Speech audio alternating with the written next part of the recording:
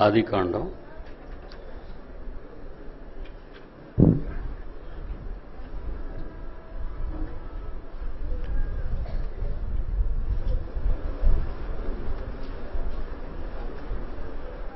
2వ అధ్యాయం ప్రారంభం. ఆదికాండం 2వ అధ్యాయం ప్రారంభ మాటలు. ఆకాశమును భూమియు వాటిలోనున్న సమస్త సమూహమును సంపూర్తి చేయబడెను. ఆకాశమును భూమియు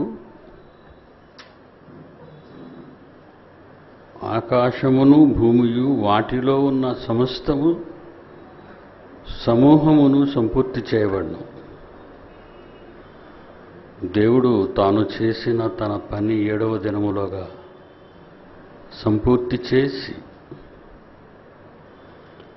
తాను చేసిన తన పని అంతటి నుండి 7వ దినమున విశ్రమించెను. కాబట్టి దేవుడు ఆ 7వ దినమున ఆశీర్వదించి పరిశుద్ధపరచెను. ఎలాగనగా దానిలో దేవుడు తాను సృజించిన తన పని అంతటి నుండి విశ్రమించెను.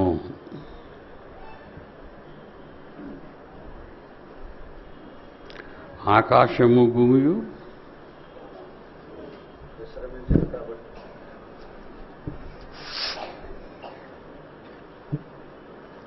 దానిలో ఉన్న సమస్త సమూహమును సంపూర్తి చేయబడను. ఆకాశములో ఆకాశానికి భూమికి,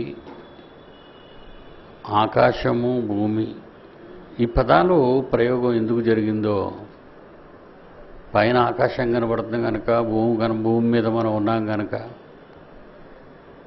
బైబిల్ రాసిన వాడు ఆకాశం భూమి గురించి చెప్పాడు, గ్రహాల గురించి చెప్పలేదు. ఇలా అనేక రకాలైన తప్పుడు అభిప్రాయాలు చాలామందిలో బైబిల్ గురించి, బైబిల్ పైన చెబుతూ ఉంటారు. ఆకాశం భూమి సంగతి మాకు తెలియదు ఏంటని అనొచ్చు. ఆకాశము భూమి అనే పదం ఎందుకు దేవుడు ప్రయోగించాడు అని మీ గతంలో కూడా చెప్పాను. ఒకసారి జ్ఞాపకం చేద్దాం. ఈ ఆదికాండం 1వ అధ్యాయం 1వ వచనంలో ఆదియందు దేవుడు భూమి ఆకాశం. మరి మధ్యున్న వాటి గురించి, మిగిలిన వాటి గురించి చెప్పలేదా? అదే 2వ అధ్యాయం ఆరంభం అయ్యేసరికి ఆకాశమును భూమియు, మళ్ళీ అదే పదం, ఆకాశము భూమియు వాటిలో ఉన్న సమస్త సమూహమును సంపూర్తి చేయబడను. సమస్త సమూహము అంటే ప్రకృతిలో ఉన్నవి అన్నీ, కనబడేవి, కనబడనివి.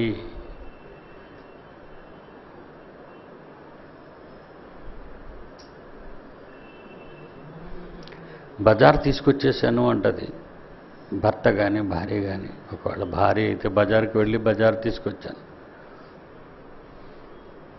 పోన్లే బజార్కి వెళ్ళి వచ్చేసావు కదా అంటాడు భర్త. బజార్కి ఎందుకు వెళ్ళింది? ఆకుకూరలు, కాయగూరలు, మాంసపు కూరలు తేవటానికి. మళ్ళా 2వ ప్రశ్న అడిగితే ఏం తెచ్చావేంటి అని అడిగితే మిరపకాయలు, కరివేపాకు, కొత్తిమీర. బైబిలులో దేవుడు మాట్లాడిన మాటలు చాలా జాగ్రత్తగా ఆలోచించాలి. బైబిల్లో చెప్పలేదు అని తెలివి తక్కువగా చాలామంది మాట్లాడుతుంటారు. అవసరమైనప్పుడు చెప్తాం. ఈ సందర్భంలో మీకు అవసరమైనవన్నీ చేశానన్నాడు, చేశాడు. అవన్నీ చెప్పాలంటే ఈ పుస్తకం సరిపోదు. జంతువుల గురించి రాయాలంటే ఇలాంటి పుస్తకాలు 20 ఉండాలి. పక్షుల గురించి చెప్పాలంటే ఇలాంటి పుస్తకాలు 20 రాయాలి. దేవుడి గురించే రాయాలంటే భూలోకమైనా సరిపోదన్నాడు. ఎక్కడ? యోహాను సువార్త 20వ అధ్యాయం చూడండి. బైబిల్లో లేదు అనే బదులు మీకు ప్రస్తుతం అవసరం లేదు. 21 యోహాను సువార్త 25 చదవండి. యేసు చేసిన కార్యములు ఇంకను చాలా ఉన్నాయి. ప్రతిదానిని ఒకవేళ వివరించి రాసుకుంటూ పోతే అలా రాసే గ్రంథాలకు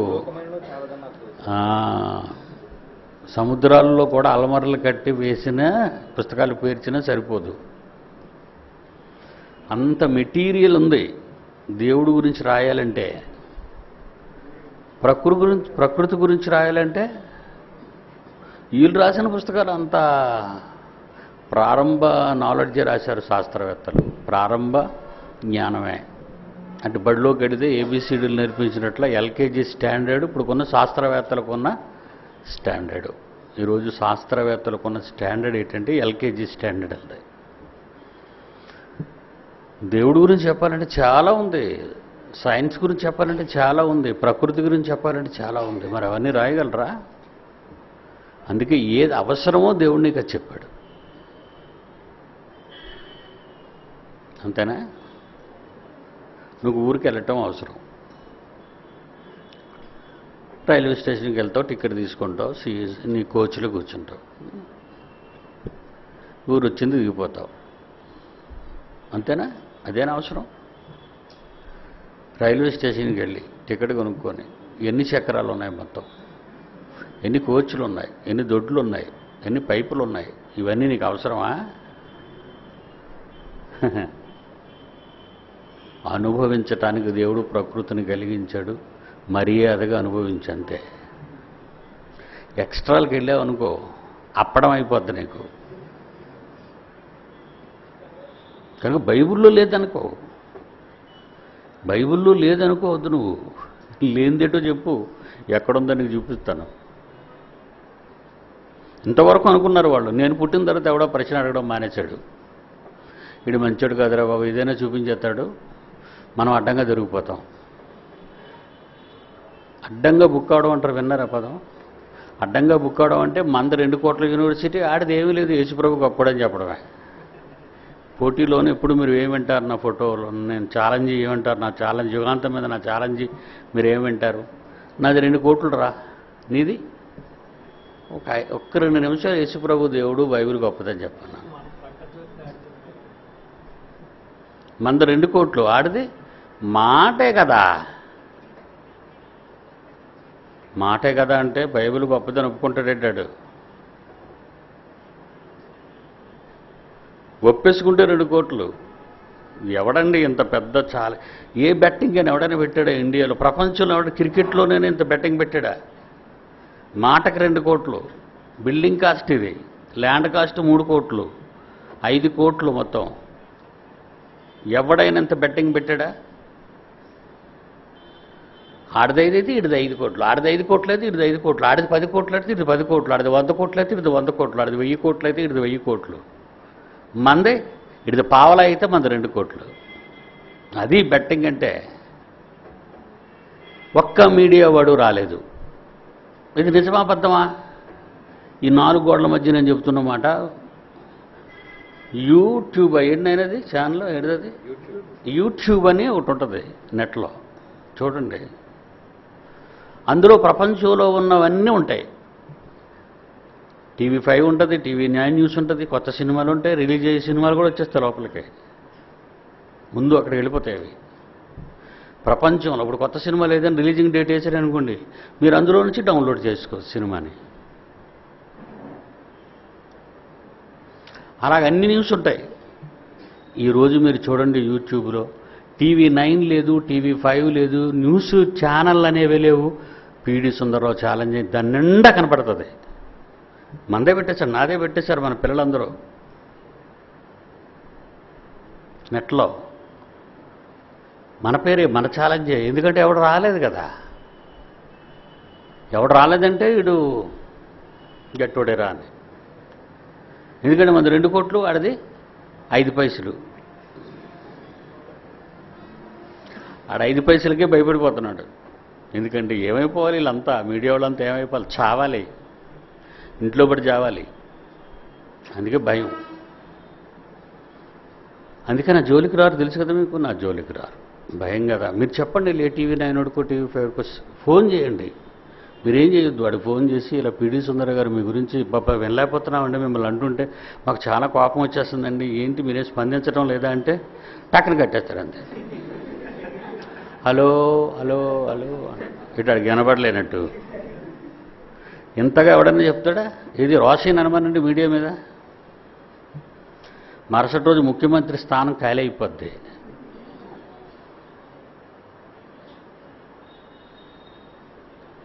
దేవుని పిల్లలారా, బైబిల్ లేదు అని కాదు, నీకు అవసరం లేదని. అవునా? అరేబియా సముద్రం దాటాలి, అవతలకి వెళ్ళి ఏదైనా విమానం ఎక్కిస్తే దాటేస్తాం, అంతేనా? మనకు అవసరం దాటడమేగా. ఏరోడ్రామ్లోకి వెళ్ళి విమానం దగ్గరికి వెళ్ళి కింద మీద చూస్తే మూసేస్తాడు నిన్ను. ఎవడో రాను ఉగ్రవాది పెట్టి ఏదైనా పెట్టడానికి వచ్చావు ఇక్కడ, కానీ నీకెందుకు అదంతా? నువ్వు వెళ్ళి కూర్చో పైకి వెళ్ళి. లోపల ఏసీ ఉంది, భోజనం పెడతారు, సినిమాలు వేస్తారు, అప్పుడు మందు కావలిస్తే వేస్తారు, మత్తు ఎక్కితే కుమ్మేస్తారు, అన్ని ఫెసిలిటీస్ ఉన్నాయి లోపల. ఆదియందు దేవుడు భూమి ఆకాశాలను సృజించనని ప్రారంభించి కిందకు వచ్చేసరికి 2వ అధ్యాయం మొదటికి ఆకాశమును భూమియు వాటిలో ఉన్న సమస్త సమూహమును సంపూర్తి చేయబడెను అంటున్నాడు. సమస్త సమూహాలంటే బాబురే బాబు, నక్షత్రాలు ఏమనుకున్నారు? కోటాను కోట్లు. అవన్నీ ఏంటి? ఇంకా నక్షత్ర శాస్త్రం అంటే మరి నీకు తెలియదు. ఇప్పటికి కనబడింది, మనిషికి కనబడింది 1500 కోట్ల కాంతి సంవత్సరాల దూరంలో ఉన్న నక్షత్రాలు కనబడ్డాయట. బాగా వినాలి. మన వయసు ఎంత? చాలా చిన్నోళ్ళం కదా. ఎంత దూరంలో నక్షత్రాలు కనబడ్డాయట హబుల్ టెలిస్కోప్ వచ్చిన తర్వాత? 1500 కోట్ల ఆర్డినరీ ఇయర్స్ కాదు, కాంతి సంవత్సరాలు. 1500 కోట్ల కాంతి సంవత్సరాల దూరంలో ఉన్న గెలాక్సీలు మళ్ళీ ఆర్డినరీ నక్షత్రాలు కావు, అవి కూడా గెలాక్సీలేనట. అంటే ఒక గెలాక్సీలో, అంటే ఒక నక్షత్ర మండలంలో కొన్ని కోట్ల నక్షత్రాలు ఉంటాయి. ఇంతకీ నువ్వు ఏం కనిపించిందంటే మరో నక్షత్ర మండలం కనిపించింది. ఎంత దూరంలో ఉంది? 1500 కోట్ల కాంతి సంవత్సరాల దూరంలో ఉంది. నీ వయసు ఎంత? 30, 40, 50, 60, 70. ఆ తర్వాత టప్. సమూహాల గురించి తెలుసుకోవడం అవసరమా? సమూహాల గురించి, ఆయన సృజించిన సమూహాల గురించి తెలుసుకోవడం అవసరమా? వద్దు. ఎందుకు అనవసరంగా పని పెట్టుకుంటావు? ఆయన వ్రాయించిన మాటలలోని మాధుర్యాన్ని నువ్వు చాలా జాగ్రత్తగా ఆలోచించు. విమానం ఇంజనీరింగ్ వద్దు నీకు, కూర్చో దాని మీద వెళ్ళి. కంపార్ట్మెంట్ తాలూకా ట్రైన్లో కోచ్ తాలూకా ఇంజనీరింగ్ నీకొద్దు. సైలెంట్కి వెళ్ళి రిజర్వేషన్ టికెట్ కదా, కూర్చో లేకపోతే పడుకో. టికెట్ తీసుకొని థియేటర్కి వెళ్ళావు కదా, ఆ ప్రొజెక్టర్ ఉన్న క్యాబిన్లోకి చూడడం, అటు ఇటు చూస్తే ఎవడైనా గట్టిగా ఒకటి వేసేస్తాడు. ఎందుకురా నువ్వు వచ్చావని. సరే చూడు, అది వెనక చూస్తావేంటి, అలా ఆవిడ పక్క చూస్తానని కుమ్మేస్తాడు నిన్ను. కనుక అవసరమైనవే నువ్వు చూడు, అవసరమైనవే తెలుసుకో, అవసరమైనవే ఉపయోగించుకో. ఎక్స్ట్రాకి పోతే ఏదో బద్దలైపోద్దన్నాడు జాన్సన్ గారు. కనుక ఆయన మనిషి ఈరోజు దేవుడి గురించి ఏమనుకున్నాడంటే దేవుడిని వెర్రివాణ్ణి చేసేసాడు. మన ముందట తరాల్లో ఉన్న వెర్రిపప్పలు వచ్చారు చూసారు చాలామంది, వాళ్ళంతా వెర్రిపప్పలే. ఐన్స్టీన్ ఒక వెర్రిపప్ప, డార్విన్ గాడు ఒక వెర్రిపప్ప, న్యూటన్ గాడు ఒక వెర్రిపప్ప, గెలీలియో అతిపెద్ద వెర్రిపప్ప. ఇలాంటి వెర్రిపప్పలన్నీ ముందొచ్చి సరిగ్గా బుర్ర పెట్టక బైబిల్ మీద ఇవన్నీ రాశారు. నక్షత్రం గురించి రాయగానే నువ్వు పొంగిపోయావు, భూమి గురించి రాయగానే ఇంకా పొంగిపోయావు, సముద్రం గురించి రాయగానే ఇంకా పొంగిపోయావు. కానీ వ్రాయబడనివి ఎన్నో ప్రకృతిలో భూమి ఆకాశాల మధ్య సమూహాలుగా ఉన్నాయన్న సంగతి నీ గుండె చెరువైపోద్ది. తెలుసుకోవడానికి ప్రయత్నిస్తే నీ మెదడులోని నరాలు చిట్లిపోతాయి. ఎంతవరకైతే అంతవరకే నేర్చుకో, చాలు కదది. ఎంత తింటావో అంతే అమ్మ పెడుతుంది. ఎక్కువ తింటే వాంతులు, మరుసటి రోజు విరోచనాలు, ఆ తర్వాత డాక్టరు. అతి అనేది వద్దు, కావలసింది తెలుసుకో. ఇక భూమి ఆకాశాలు ఎందుకు అంటున్నాడు ఈ రెండింటినంటే, భూమి కేంద్ర స్థానంలో ఉంది. ప్రకృతి టోటల్ యూనివర్స్ అంతా భూమి మీదే ఆధారపడి ఉంది. చక్రంలో పుల్లలన్నీ ఒక చక్రంలో, సైకిల్ చక్రంలో కానీ మోటార్ సైకిల్ చక్రంలో కానీ ఉన్న పుల్లలన్నీ ఒక చోట ఒక రింగికి అమర్చబడి ఉంటాయి.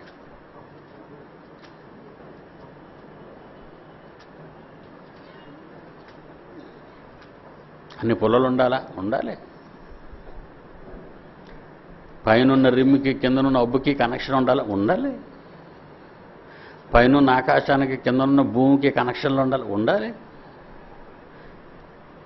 ఉండాలా? ఉండాలి. తెలుసుకుంటావా? చస్తావు. తెలుసుకున్న వాళ్ళు కూడా చస్తావు. ఎందుకు తెలుసుకుంటావు? నేను చెప్పేస్తానుగా. ఇంజిన్ అంతా ఇక్కడే ఉంది అన్నాడు దేవుడు. యూనివర్స్కి ఇంజిన్ ఎక్కడుందట? ఆకాశానికి, ఆకాశంలో ఉన్న సమూహాలకు, భూమికి, భూమి మీద ఉన్న సమూహాలకి ఇంజిన్ ఎక్కడుంది? ఇంజిన్ భూమి మీద ఉందని ఎక్కడుంది బైబిల్లో? చెప్పండి. యోబు గ్రంథం మీరు చెప్పాలి. మీరు పిల్లలందరూ సైంటిస్టులందరికీ మీరు బాబులు అవ్వాలి. శాస్త్రవేత్త అయినా బైబిల్ ఓపెన్ సిటీ స్టూడెంట్ అనగానే కానిస్టేబుల్ కమిషనర్కి సెల్యూట్ చేసినట్టు చేయాలి. అది నేను ఆశర్రా. యోబు 30:38-33. Very good. ఆకాశమండలపు కట్టడలు నువ్వు ఎరుగుదవా? దానికి భూమి మీద గల ప్రభుత్వము. ఆకాశమండలానికి, ఆకాశమండల సమూహాలకి గవర్నమెంట్ ఎక్కడుందట? భూమి మీద ఉంది. శాస్త్రవేత్త తెలుసా? అడు తెలియదు. అడు ఎరుపగలుడు కదా. ఎరుపగలుడు బైబిల్లో ఉందిరా, మేము చదివి దేవుడు రాయించాడు, మేము చెప్పాం. లేదని నువ్వు వెళ్ళి తిరిగిరా, నీకు ఒక 20 ఏళ్ళు టైం ఇచ్చారని చెప్పేయండి. అటు మరి రాడు నీ దగ్గరికి. తెలుసుకోవడానికి 20 years ఇచ్చారు. ఎవడెత్తారు అంత టైము? ఏదో 24 hours 48 hours అంటాం. కాదు. ఒరే, ఆకాశానికి భూమికి ఉన్న బంధం నీకు తెలియదురా, నీకు 20 years ఇచ్చారు ఇడు అని ఉదయమని. అంత టైం ఇచ్చామంటే దయదలిచి ఇచ్చామని అర్థం. పోనీళ్ళని ఇచ్చాం, ఎర్రోడని ఇచ్చాం. అంతేగాని మేధావిని కాదు. మేధావికి అయితే ఎందుకు ఒక నిమిషం చాలు. వాడు మేధావి అయితే ఒక 1 minute చాలు చెప్పడానికి సమాధానం. వాడు మేధావి కాదు, ఎరుబాగులుడు అని చెప్పాంగా. ఆమోసు గ్రంథం 9:6. ఆమోసు గ్రంథం 9:6.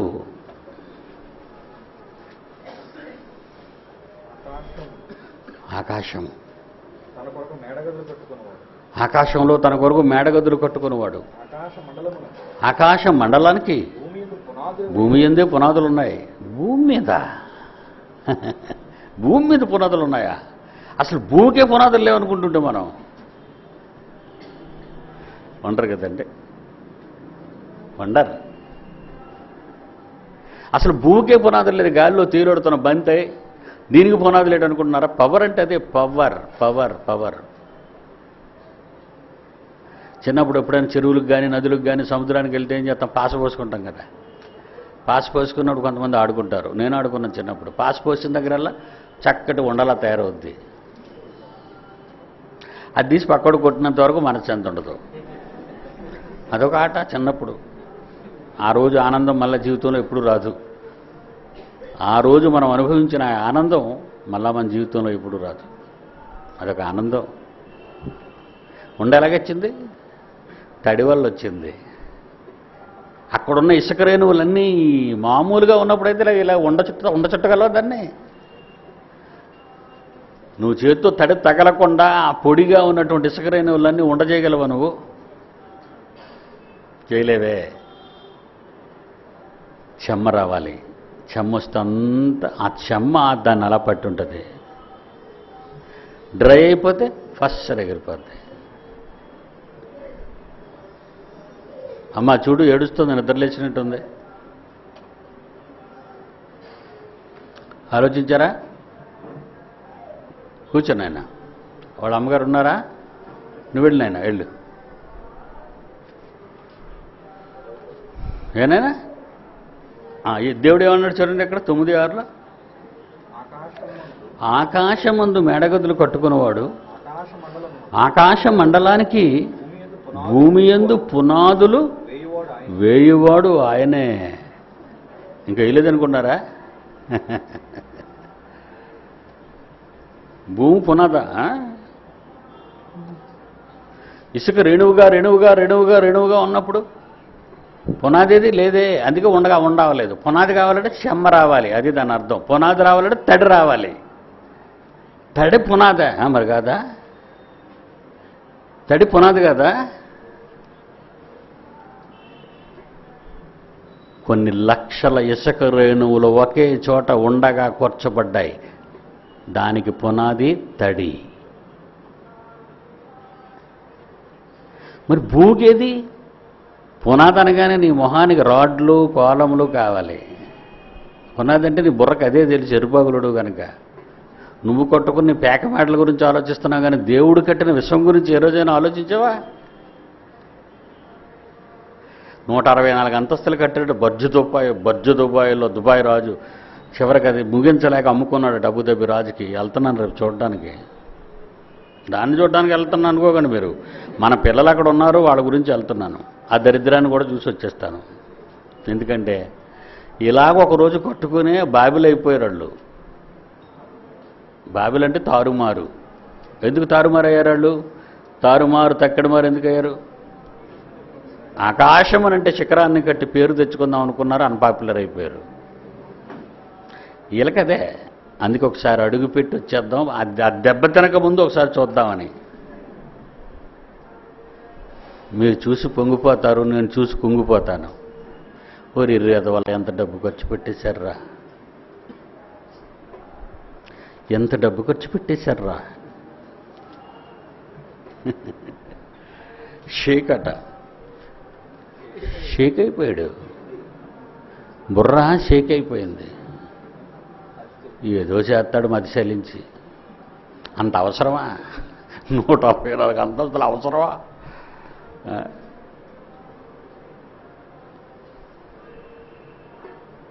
అదే గొప్పట, వండరట.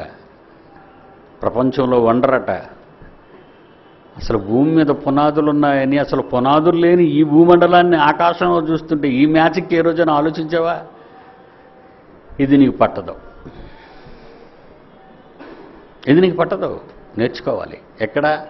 ప్రపంచంలో ఎవడు ఎక్కడ నేర్పడు. ఒకే ఒక చోట, అది మీరు కూర్చున్న ఇదే Bible open city India international. ప్రతి వీధికొక్క ఇంటర్నేషనల్ పేరెట్టుకుంటుంది. వద్దు, ఇది అలాంటిది కాదు. ఇది సమాజంలో ఉన్న ప్రతి వాడు జ్ఞాననుకున్న వాడి తల తొక్కి పైకొచ్చిన వాడని నేను, మర్చిపోకండి.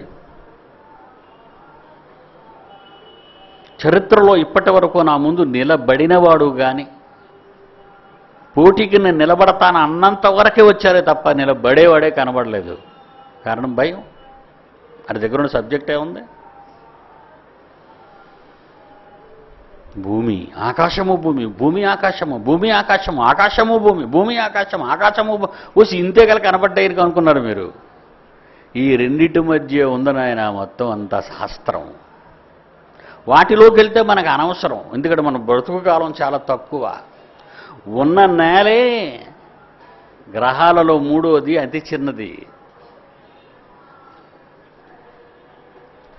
ఇది చూడ్డానికే మనకు టైం లేదు. మొత్తం తిరగలమా? ఎడారులన్నీ, అరణ్యాలన్నీ, నదులన్నీ, సముద్రాలన్నీ మొత్తం తిరగలమా? టైం ఏది? మనకు టైం ఎక్కడుంది?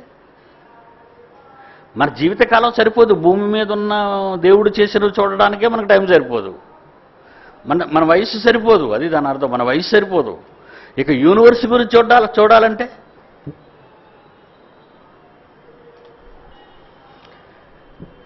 Very good. ఏం చేశాడట? 2వ అధ్యాయం 1వ వచనంలో ఆకాశమును భూమియు వాటిలో ఉన్న సమస్త సమూహమును సంపూర్తి చేయబడెను. సమస్త సమూహము సంపూర్తి చేయబడింది అంటున్నాడు చూడండి. ద్వితీయోపదేశకాండం 4వ అధ్యాయం 19వ వచనం.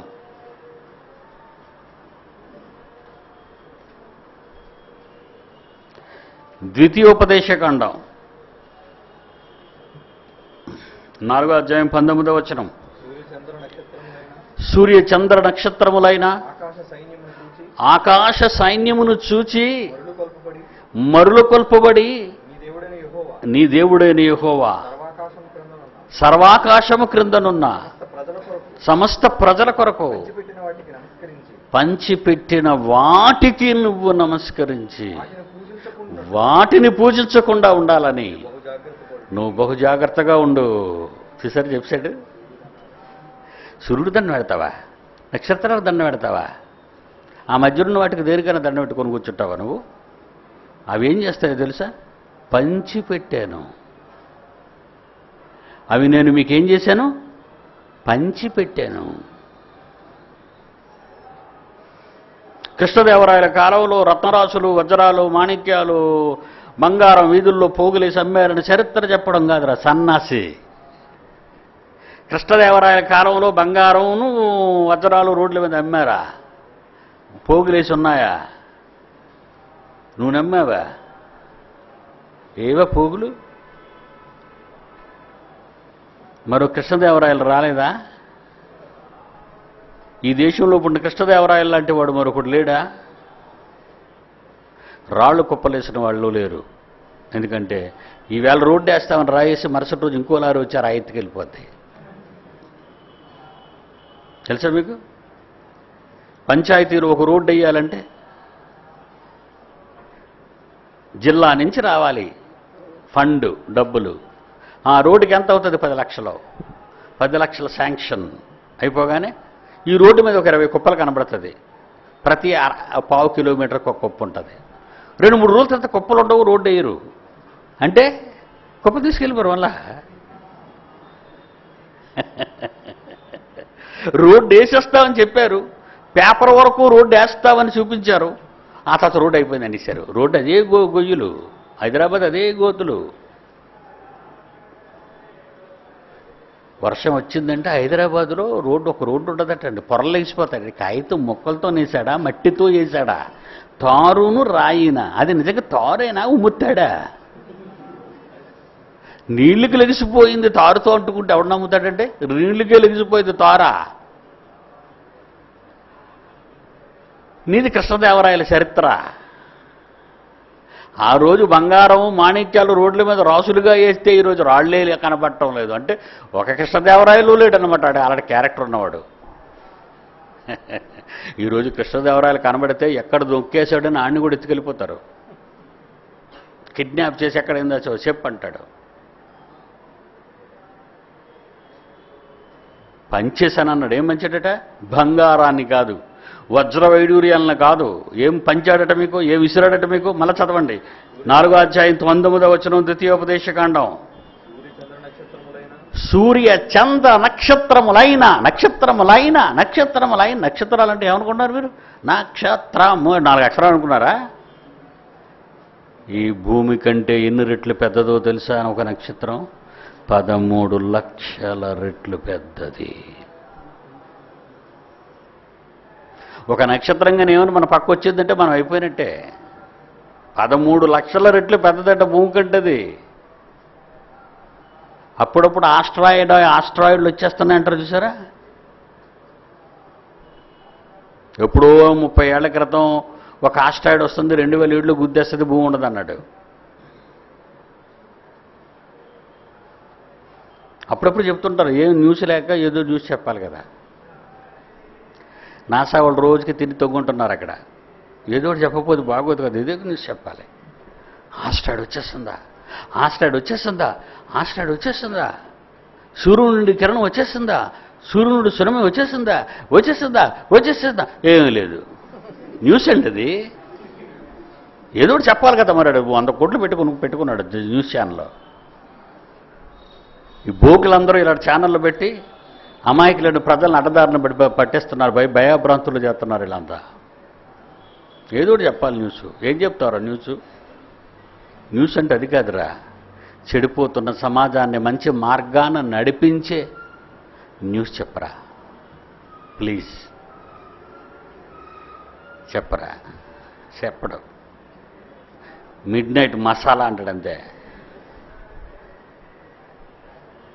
Mid night masala. ఏ సినిమా యాక్టర్ ఎన్ని సినిమాలు వచ్చాయి, ఎన్ని సినిమాలు ఫెయిల్ అయ్యాయి, ఎన్ని సినిమాలు బాక్సాఫీస్ హిట్ అయ్యాయి. అవసరమా?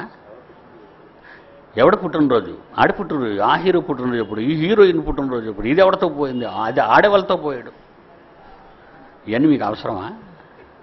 న్యూస్ అవి. ఆ బుద్ధిహీనుడైన రాజకీయ నాయకుల దగ్గరికి, మంత్రుల దగ్గరికి వెళ్తే ఒరిస్సా దోమలో మలేరియా కారణం. అబ్బా, ఆంధ్రదోమ కాదు, ఆంధ్రదోమ వెళ్ళి ఇంకెక్కడో గుట్టేస్తుంది. న్యూస్ ఇది. నవ్వు రావట్లేదా? న్యూస్ ఇది. మా పిల్లోడు చెడ్డీలో వచ్చిపోసాడు. న్యూస్ అది. నీకు దోరుకొచ్చి జోరుగా వచ్చేసి ప్యాంట్లో వేసేసుకున్నావు, అది న్యూసా? అలా అంత అసహ్యంగా లేదంటే న్యూస్ అది? అంత అసహ్యంగా లేదా? ఈ మీడియా వాళ్ళు చూస్తుంటే ఎంత అసహ్యం అనిపిస్తుంది అంటే, అరే కట్టేయండి అంటానంతే. కట్టేయండి, దరిద్రుడు ఏదో చెప్తాడని.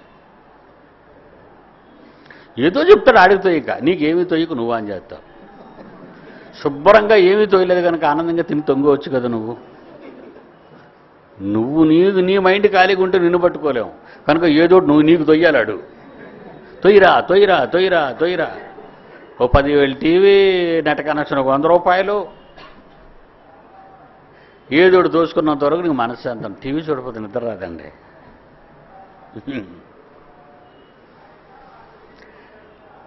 ఏమన్నాడు? ఏం పంచాడట? ఏంటి ఇలాంటి న్యూస్లో చెప్తే ఎంత బాగుంటాయి? సూర్య చంద్ర నక్షత్రములు అయినా, డోంట్ కేర్, అయినా మణులు మాణిక్యాల రాసులు పంచడం కాదు. సూర్య చంద్ర నక్షత్రాలైనా, ఆకాశ సైన్యాన్ని చూసి, ఆకాశంలో ఏమున్నాయి తెలుసు? సమూహాలు ఉన్నాయి, సైన్యాలు ఉన్నాయి, పవర్స్ ఉన్నాయి. పైన ఏమున్నాయి అనుకున్నారు? భూమి మీదకి రత్నరాశులు ఎలాగొచ్చాయిరా అని ఒకడిని అడిగితే ఒక శాస్త్రవేత్త అంటున్నాడు, నక్షత్రం పేలిపోయిన తర్వాత ఆ పేలిపోయిన నక్షత్రంలో నుంచి వచ్చిన బూడిదే భూమి మీద పడిన రత్నాలు అన్నాడు. ఇంతకీ నీ దగ్గర ఏముందంటే రామారావులో చెప్పో బూడు, ఇంకేముంది నా దగ్గర బూడిదని. ఆకాశంలో నుంచి వచ్చిన బూడిదే రత్నరాశులైతే ఒక నక్షత్రం నీకు ఇచ్చిస్తే, ఒక స్టార్, పేలిపోయిన స్టార్ బూడిదలోనే రత్నాలు ఉంటే, బాగా వినాలి, పేలిపోయిన స్టార్లో ఏదో చిన్న సిమెంట్ దుడుతుంటే చూసారు, ధూళి ఎల్లగిసిపోద్ది, రోడ్డు దుడుస్తుంటే ధూళి ఎల్లగిసిపోతుంటుంది. అలా ఆ ధూళిలాడది ఏదో కొంచెం భూమి మీద పడిందట, అవే రత్నాలట.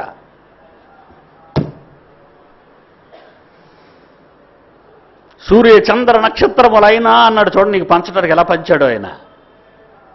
సూర్య చంద్ర నక్షత్రములైనా ఆకాశ సైన్యాన్ని చూచి మరుల కొల్పబడి దాన్ని చూసి, అయ్యో బాబో ఎంత గొప్పవో, దాతలు వీళ్ళే, విధాతలు వీళ్ళే అని, ఇదొక దేవుడు, అదొక దేవుడు, అదొక దేవుడు, అదొక దేవుడు, అదొక దేవుడు, ఎల్లగా ఆ నక్షత్రం నా దేవుడు, నమస్కారం బాబు. ఉడే నక్షత్రం దూరంగా వచ్చి చంద్రుడి దగ్గరికి ఉన్నాడు, చంద్రుడు నా దేవుడు, కళ్ళెట్టి చూడలేమరా దేవుడిని, సూర్యుడు నా దేవుడు, ఇదే దేవుడు. నీకు మొక్కుతున్నావా? నువ్వు మొక్కవు, మనం మొక్కుతామండి, మనం మొక్కం. కానీ మనం అందరికంటే పెద్ద మొక్కుబడినోళ్ళు. బట్టలు చూస్తావు, మొక్కుతావు, పౌడర్ను మొక్కుతావు, సెంటును మొక్కుతావు, చెప్పులు మొక్కుతావు, రూపాయిని మొక్కుతావు, కళ్ళకు అద్దుకొని మళ్ళీ జోబు పెట్టుకుంటావు. వాళ్ళనయ్యి సూర్యుడిని చంద్రుడిని సైన్యాలు మొక్కుతున్నారు. నువ్వు భార్య భర్తను మొక్కుతుంది, భర్త భార్యను మొక్కుతాడు, ఇద్దరు కలిసి పిల్లలు మొక్కుతారు, పిల్లలు వచ్చి తల్లిదండ్రులు మొక్కుతారు, కొనుక్కున్న వస్తువులు మొక్కుతారు, మాటమాటకి టీవీని తుడుస్తారు, మాటమాటకి ఫ్యాన్ తుడుచుకుంటారు, మాటమాటకి అన్నీ తుడుచుకుంటారు. తెల్ల ఇల్లు అంతా నీట్గా ఉండాలి మా వస్తువులు. దేవుడద్దు. నువ్వు కొనుక్కునే వస్తువులు నువ్వు మొక్కుకుంటున్నావు, కొనుక్కునే బట్టలు మొక్కుకుంటున్నావు, నువ్వు తిండిని మొక్కుకుంటున్నావు. మొక్కు ఇది కాదా? ఇష్టపడటం లేదా నువ్వు దీన్ని? దేవుడి కంటే ఎక్కువగా వీటిని ప్రేమించడం లేదు. చందా వేసే ఎంత వేసావు చందా? 5 రూపాయలు 10 రూపాయలు. అది చిరిగిపోతే చిరిగిపోవచ్చు, నలిగిపోతే నలిగిపోవచ్చు. ఓకే. బట్టల షాప్కి వెళ్ళి ఎంత కొనుక్కున్నావు? 100 పెడితే కానీ ఒక బట్ట రాదు నీకు. 100 పెడితే కానీ బట్ట రాదు. ఎవరిని ఎక్కువ మొక్కావు? 10 రూపాయలు ఇచ్చి దేవుడిని అడుక్కున్నాడు కింద వదిలేసావు. కేవలం నువ్వు వేసే చొక్కా గురించి ఒక 200 రూపాయలు మొక్కుకున్నావు. నీ ఒంటికి ఒంటి కోసం మొక్కుకోవా? అద్దం ముందు నిలబడి ఒంటిని మొక్కుకోవా? నీ మీసం, నీ హోదా, మాటకి శరీరాన్ని చూసి పొంగిపోతావు. ఏ సబ్బు వాడాలి, ఏ సెంటు వాడాలి, ఏది వాడాలని. నిన్ను నువ్వే మొక్కుకుంటున్నావు, నీ వస్తువులు నువ్వు మొక్కుకుంటున్నావు, నీ ఇంటి నువ్వు మొక్కుకుంటున్నావు, నీ పిల్లలు నువ్వు మొక్కుకుంటున్నావు, నీ వాళ్ళని నువ్వు మొక్కుకుంటున్నావు, నీ ఊరిని నువ్వు మొక్కుంటావు. జై జన్మబాబు అన్నాడు చంద్రబాబు పుట్టి.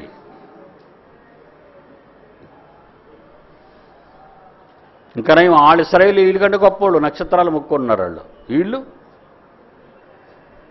విసిరేశాను అన్నాడు దేవుడు. వాటిని మీకు విసిరేశాను, పంచేశాను మీకు. వాటిని మొక్కుతారేట్రా మీరు? శవం మీద వెళ్ళి పైసలు విసురుతుంటే కుమ్మిసుకుంటుంటారు. శవాన్ని తీసుకెళ్ళేటప్పుడు చూడండి, హిందువుల్లో ఇలా విసురుతాడు వెనక్కి. అన్నీ 5 పైసలు 2 పైసలు. దాని గురించి కింద సూపర్ కలదొక్కేసుకుంటారు వెనకాతల. మహానక్షత్రాలను దేవుడు నీకు విసిరేశాడే, నీకు వెన్నెలివ్వాలని, కాంతినివ్వాలని. మహాశక్తులు భూమి ఆకాశాల మధ్య బంధించాడే, నీ మనుగడ భూమి మీద సజావుగా జరగాలని. హ్యాపీగా విమానంలో చేరబడి కూర్చున్నావు. 4 ఇంజిన్లది, 4 ఇంజిన్స్. ఎక్కడ కోలకుండా నువ్వు వెళ్ళే గమ్యానికి చేర్చడానికి ఇంత చక్కటి సదుపాయాన్ని కల్పించాడు విమానంలో. ఎక్కిన కాడి నుంచి దాని మెట్టుకు దండం, కనబడినటువంటి ఎయిర్ హోస్ట్కి దండం, కూర్చున్న సీటుకి దండం, కిటికీకి దండం, ఇంజిన్కి దండం, పైలట్కి దండం. వీళ్ళందరికీ దండాలు పెట్టుకుని వెళ్తావు పైకి. డబ్బులు ఇలా ఇసిరితే అలా వచ్చింది ఫ్లైట్ అంతే. దండం పెట్టి నిన్ను ఎక్కించుకుంటారు. అవునా? నువ్వు దండం పెడతావేటి? నువ్వెందుకు దండం పెడతావు? దేవుని కుమారుని చెప్పుకునే ఏ ఒక్కడైనా భూమి మీద ఎలా ఉండాలో తెలుసా? దేవుని కుమారునిగా ఉండాలి. Son of God. నేను ఎవరో తెలుసా? దేవుని కుమారుణ్ణి అని మీరు అనుకోగలగాలి. నేను దేవుని కుమార్తెను అనుకోగలుగుతున్నావా నువ్వు? దేన్ని నేను చూసి ఇది నాకు కావాలి అంటే కుక్క కంటే హీనం. భూమి మీద దేన్నైనా చూసి ఇది నాకు ఉంటే బాగుండు అనుకుంటే నువ్వు బుద్ధిహీనుడివి. ఎందుకంటే నువ్వు దేవుని కుమారుడివి. ప్రతిదాన్ని చిన్నచూపు చూడాలి తప్ప ప్రతిదాన్ని ఆశపడకూడదు. అలా ఆశపడితే యేసు జీవితమే జీవితం కాదు. మహా గొప్ప గొప్ప కార్యాలు చేస్తాను మహా మనిషి వెనక అతని ఇంటికి వెళ్ళిపోదాం అనుకుని ఒక దరిద్రుడు వెంటాడాడు. రబ్బోని అన్నాడు. అంటే బోధకుడా, ఏనాయనా అన్నాడు. తమరెక్కడున్నారు? 164 బర్జ్ దుబాయ్ బిల్డింగ్లో అన్నాడా? 144 అంతస్తులో బర్జ్ దుబాయ్లో ఉన్నాను, అక్కడికి వెళ్తున్నాను అన్నాడా? బర్జో ఏదో దుబాయ్ ఏదో మొత్తానికి దుబాయ్. ఏమన్నాడు యేసు ప్రభు? ఎలాంటి ప్రశ్న అడిగావురా నాయనా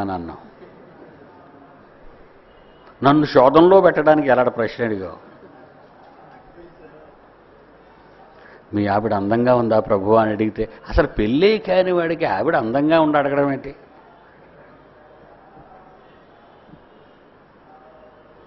ఆకాశ పక్షులకు గూళ్ళున్నాయి, భూమి మీద తిరిగే నక్కలకు భూమికి రంధ్రాలు పెట్టి, గుట్టలకు రంధ్రాలు పెట్టి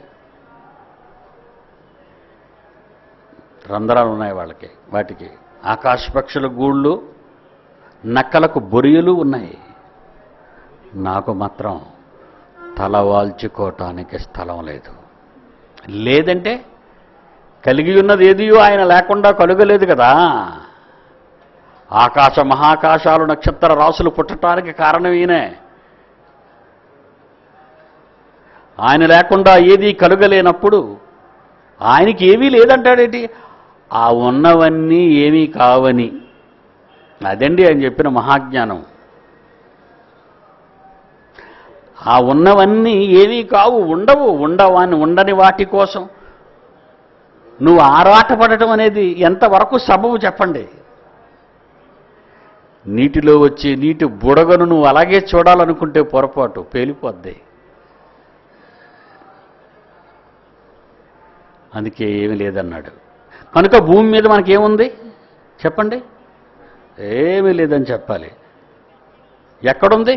ఎక్కడుండాలో అక్కడే ఉంది. ఎంత ఉంది చెబితే నీ గుండె ఆగిపోద్ది. లెక్కలు కావాలా? ఎకనామిక్స్, అకౌంట్స్ రేపు ఉదయం 10 గంటలకు రా. 8 సంవత్సరాలు కూర్చో. ఆస్తి వివరాలు నీకు చెబుతాం. లాస్ట్లో కీసి ఇచ్చేస్తాను, తీసుకెళ్ళిపో. సమాజానికి అర్థం కాలేదు, విసిరేసానంటున్నాడు. కానీ విసిరివేసిన వాటిని మొక్కుతున్న నువ్వు ఒక మనిషివేనా అని అది దాని అర్థం. ప్రకృతిని చూచి సృష్టించిన వాటిని పౌలు అంటాడు కదా, రోమపత్రిక 1వ అధ్యాయం. రోమపత్రిక 1వ అధ్యాయం 25 24 25 చదవండి ఆయన.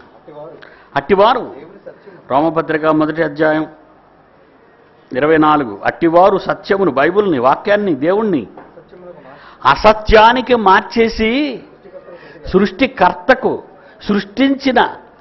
సృష్టించిన వాటిని, ఆకాశ నక్షత్రాలు, సూర్య చంద్రులు, మహాసైన్యాలు, మహాసమూహాలు,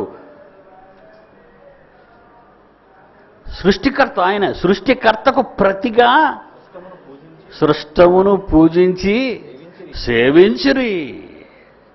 నీ బంగారమే నీకు దేవుడు, నీ తిండే నీకు దేవుడు, నీ బట్టలే నీకు దేవుడు, నీ ఇల్లే నీకు దేవుడు, నీ భర్తే నీకు దేవుడు, నీ భార్యే నీకు దేవుడు, నీ పిల్లలే నీకు దేవుడు. పిచ్చోళ్ళు ఉన్నారు కదండి, ఇలాంటి పిచ్చోళ్ళు లేరండి? లేరా? వీడు ఒక దేవుడిని సృష్టించుకుంటాడు కొడుకుని చూడగానే, వీడెప్పుడు IASI కలెక్టర్ అయిపోతాడా అని. అంతవరకు అలాగా పూజిస్తుంటాడు. నా కొడుకు అయిపోవాలి, IAS అయిపోవాలి, కలెక్టర్ అయిపోవాలి, IAS అయిపోవాలి, కలెక్టర్ అయిపోవాలి. బాబు బాబు నా కొడుకు కలెక్టర్ అయిపోవాలా, నా కొడుకు ఇంజనీర్ అయిపోవాలి, అమెరికా వెళ్ళిపోవాలి, 7 అంతస్తులు మేడ కట్టేయాలి నేను, మా ఇంట్లో మా సొంతూరులో 10 ఎకరాలు కొనేయాలి నేను. సృష్టికర్తకు ప్రతిగా సృష్టమును పూజించి సేవించరటిళ్ళు. చూడండి ఎలాంటి వాళ్ళు. ఆకాశమునకును భూమికిని వాటిలో ఉన్న సమూహము. ఎందుకో తెలుసా? నీకు పంచాడు. భూమి మీద నీకున్న ఈ చిన్న కాలంలో సర్వసుఖాలు నీకు ఇవ్వటానికి. అది దాని అర్థం. ఈ పెద్ద విమానం ఎందుకని అడిగాను ఒకసారి దుబాయ్లో. ఎందుకని ఈ పెద్ద విమానం ఎందుకు నాయనా అన్నాను. ఈ పెద్ద విమానం డాడీ గుర్రపద్దలు అవుతాయట. ఫ్రాన్స్లోనో జర్మనీలోనో ఎక్కడో దగ్గర గుర్రపద్దలు. ఈ దుబాయ్లో ఉన్నటువంటి ఈ షేకులు కొవ్వుపోయినోళ్ళు కదా, బాగా కొవ్వుబట్టి ఉంటుంది అలాగే. ఈ గుర్రాలని విమానం మీద ఎక్కించుకొని విమానం మీద ముందు పంపేస్తారట గుర్రాలన్నింటినీ అక్కడికి. గుర్రం కూడా విమానం ఎక్కింది. ఆ తర్వాత వీడొక విమానంలో వెళ్తారట ఈ గుంపు. ఆ గుర్రాలు దిగిన తర్వాత వాటిని అక్కడ జాగ్రత్తగా చేసిన తర్వాత అప్పుడు పోటీల్లో పాల్గొని మళ్ళా ఆ పోటీలు అయిపోగానే మళ్ళా గుర్రాలను విమానంలో తీసుకొచ్చేస్తారట. అభాగ్యుడు ఏమనుకుంటాడు? నేను గుర్రంగా పుట్టినా బాగుంది అనుకుంటాడు.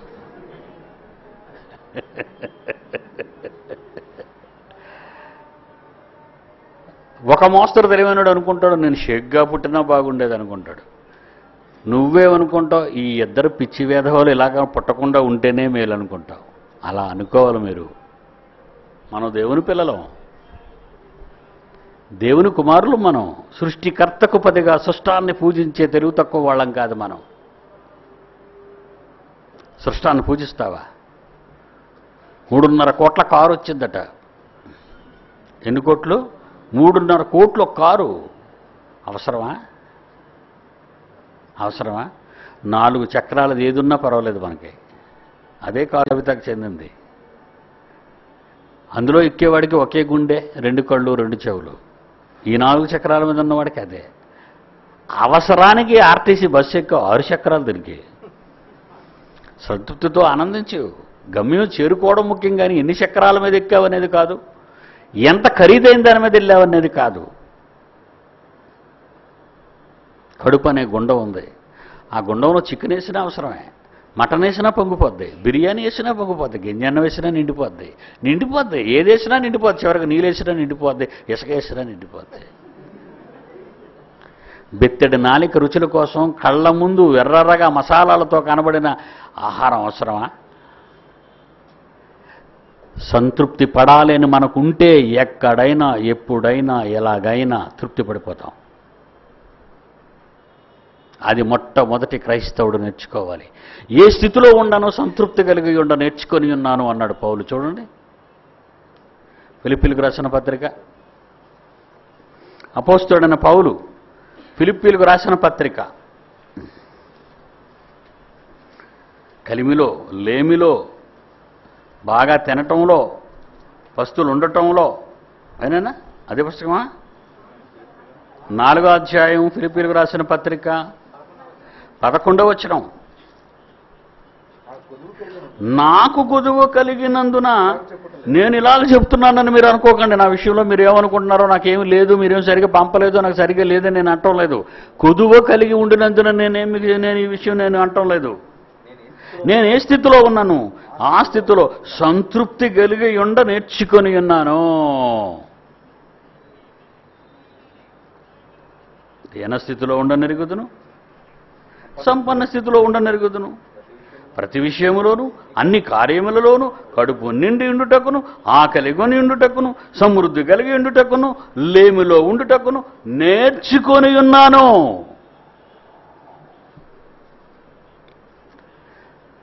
నువ్వు చికెన్ బిర్యానీ తిన్నా నిద్రపోతే తెల్లారికి బూడిదైపోద్ది, భస్మం. నువ్వు గింజన్నం తిన్నా తెల్లారికి భస్మం. ఇద్దరి నుంచి వచ్చింది భస్మమే మిగులుతుంది. తినటంలోనే తేడా. మొట్టమొదట క్రైస్తవ జీవితంలో నేర్చుకోవలసిన మొదటి పాఠం ఏంటో తెలుసా? ఏ స్థితిలో ఉన్నానో ఆ స్థితిలో సంతృప్తి కలిగి నేర్చుకోవాలి. గంజన్నవా, very good, thank you father అనాలి.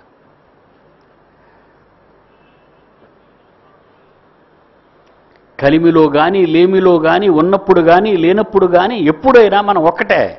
ఎందుకంటే సృష్టికర్తకు ప్రతిగా సృష్టాన్ని పూజించే వాళ్ళం, కోరుకునే వాళ్ళం కాదు మనం. సృష్టికర్త అయిన కన్న తండ్రిని. అందుకే ఒక మాట అన్నాడు చివరిగా. ఏమన్నాడు? నన్ను బలపరిచే 13 వచ్చినవండి. ఇప్పుడు 4వ అధ్యాయం 12 చదివాం కదా, ఫిలిప్పీ పత్రిక 4వ అధ్యాయం 13. నన్ను బలపరుచు వాని యందే నేను సమస్తము చేయగలను. 8 అంతస్తులు భవనం కట్టడం అంటే 15 కోట్ల రూపాయలు ఉండాలి. ఎక్కడున్నాయి 1500 కోట్లు? లేవు. కడతామంటే కడతాను, లేకపోతే కడతారా? కడతాను. ఎలా కడతారు? నన్ను బలపరచువాని అందే సమస్తము చేయగలను. ఆకాశ నక్షత్రాలని జల్లేసి పంచేస్తే నీ దిక్కుమాలని 8 అంతస్తులు పెద్ద గొప్ప ఆయనకి. ఒక తెలివి తక్కువవాడే 164 కడితే తెలివైన వాడు నువ్వు కట్టలేవా 8. ఒక పిచ్చెక్కిన షేకు 164 ప్రారంభించి సగంలో అమ్మేశాడు దుబాయ్ రాజు అబుదాబి రాజుకి. ఆ తర్వాత ఆడెవడికి అమ్మేస్తాడో తెలీదు. ఈలోగా పేకమేడలా కూలిపోతుందో తెలీదు. వాడికి ఒక ఆశయం లేదు. పేరు తెచ్చుకుందాం అనుకున్నాడు, అక్కడే తప్పు చేశాడు. పేరు తెచ్చుకుందాం అనుకునే వీడి అన్నలు అలాగే చేసి కుప్పకూలిపోయారు. బాబెలు, ఇరాక్, అక్కడ పుట్టిన చివరి నియంతే ఎవడి పేరు? సదాం హుస్సేన్. అక్కడే ఉరి తీశారండి. మకుటం లేని మహారాజు ఇరాక్ సామ్రాజ్యానికి ఏమయ్యాడో తెలుసు కదా. డబ్బాలతో లాక్కొస్తున్నాడు బంకర్లో, డబ్బాలతో. అందులో ఏమన్నాయో తెలుసా? డాలర్లు, కోటాను కోట్ల రూపాయలు డాలర్లు ఉన్నాయి. పందికొక్కులు చూడండి, లోపలికి ఎత్తుకెళ్ళిపోతాయి అన్నీ. ఉల్లిపాయలు, మిరపకాయలు, మాంసం ముక్కలు, బంగాళదుంపలు, స్టాక్ లోపల, గుడ్డ ముక్కలు, పీసు. ఈడెక్కడికి ఎత్తుకెళ్ళిపోయాడు? 200 కోట్ల రూపాయలు బంగారంతో చేయబడిన బాత్రూంలో స్నానం చేసిన వీడు బంకర్లోకి వెళ్ళిన తర్వాత పందికొక్కుల ఎలకల లోపలకు దూరిపోయి డబ్బాలతో డబ్బుతో బుర్ర పుచ్చి గెడ్డం పుచ్చిపోయి పేరు పట్టేసే. చూశారు కదా లాస్ట్ స్టేజ్ ఆడిది. గెడ్డం పెరిగిపోయింది, లోపల ఏం పట్టేసే? పేలు. బొచ్చు పెరిగిపోయింది నెత్తి మీద, క్షౌరం చేయించారు అమెరికా వాళ్ళు వీడికి. డబ్బాలతో డబ్బు, మెడకతాడు. వెర్రివాడ, ఈ రాత్రి నీ ప్రాణాన్ని అడుగుతున్నారా తెలివైనోళ్ళు. ఈ డబ్బాలతో డబ్బు ఏమవుద్దురా నీకు? పిల్లలు చచ్చే, పెళ్ళాలు చచ్చే, చుట్టాలు చచ్చే, చివరకు నువ్వు కూడా చచ్చే. ఒకడు లోకమంతా సంపాదించుకొని 164 అంతస్తునుడి కిందకి పడిపోతే వానికి ఏం ప్రయోజనం? సంపాదించే ప్రతి కోటీశ్వరుడు, ప్రతి పిచ్చివాడిని చూసి నాకు అలా అనిపిస్తుండదు, పిచ్చెక్కింది వీడికి పిచ్చెక్కింది. సృష్టాన్ని పూజిస్తావా? సృష్టాన్ని పూజిస్తావా? నువ్వెవరో తెలుసా? కలిగి ఉన్నదేదియు ఎవరి వలన కలిగిందో, లేకుండా కలగలేదో, ఈ ప్రకృతి అంతటికీ పుట్టుకొక కారణమైన యేసుకే తలవాల్చటానికి ఈ భూమి ఆకాశాల మధ్య చోటు లేదన్నప్పుడు ఆయనకు తమ్ముణ్ణని చెల్లినని చెప్పుకునే నువ్వు ఇక్కడ కడతన్నావు, దాస్తున్నావు, కూడా బెడతన్నావు అంటే నీకు పిచ్చెక్కింది.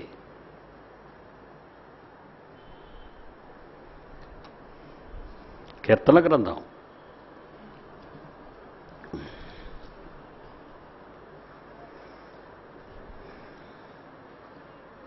33వ అధ్యాయం 6వ వచనం చూడండి. కీర్తనల గ్రంథం 33వ అధ్యాయం 6వ వచనం. యెహోవా వాక్కు చేత ఆకాశములు కలిగెను, ఆయన నోటి ఊపిరి చేత వాటి సర్వ సమూహము కలిగెను. ఈ కోటాను కోట్ల నక్షత్ర మండలాలు, మహాశక్తులు, సూర్యుడు, గ్రహాలు, వీటిని చూసి నువ్వు పొంగిపోతున్నావు. అవి ఎలా పుట్టాయో తెలుసా? అని ఊదాడట అంతే. ఆ ఊదడానికి నువ్వు ఆ ఊదుడులోకి వెళ్ళిపోయావు నువ్వు ఓకదంపుడుగా. ఊదితే పుట్టినవి అవి, కంటే పుట్టినవాడు నువ్వు. రేయ్, ఊదానంటే పోతావంటాం అప్పుడప్పుడు. ఏమంటామంటే ఎవరినైనా బెదిరించేటప్పుడు, రే నువ్వు ఊదానంటే పోతావంటాం. దేవుడు ఎలా సృష్టించాడట ఈ ప్రకృతిని అంతటినీ? ఎలా సృష్టించాడట? తన నోటి ఊపిరి విడువగా అన్నాడట అంతే. అప్పుడు ఏమొచ్చాట? ఏటొచ్చాయి? ఆకాశములు తన నోటి ఊపిరి చేత సర్వ సమూహములు, ఆకాశము కలుగుగా కాన్నప్పుడు కలిగింది. ఊదగానే ఈ సమూహాలన్నీ వచ్చేసాయట. ఆ గాలి కోసం నువ్వు ప్రయాసపడుతున్నావు. ఆ ఊదిన గాలి కోసం సృష్టికర్తను పక్కకు పెట్టి సృష్టించిన వాటిని, గాలి చేత సృష్టించే వాటి కోసం గాలిబాబులా, గాలి తల్లిలా మారిపోయావు నువ్వు. వాటి వెనకాల తిరుగుతున్నావు అవి కావాలని. 2వ అధ్యాయం 1వ వచనం మన పాఠం.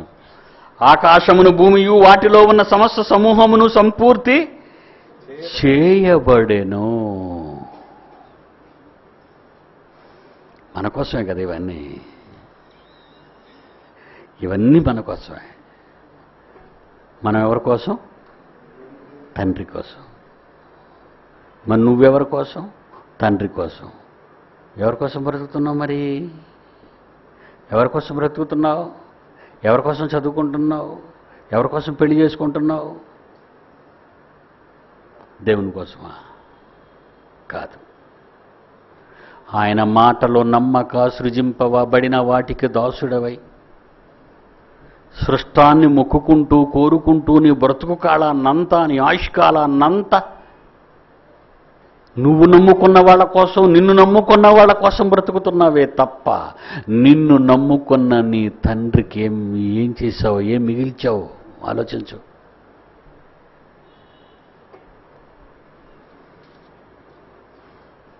సెలవు. మరి సాటర్డే కలుసుకుందాం. సెలవు. సీడీలు రెడీగా ఉన్నాయండి, కొత్త సీడీలు. వినోద్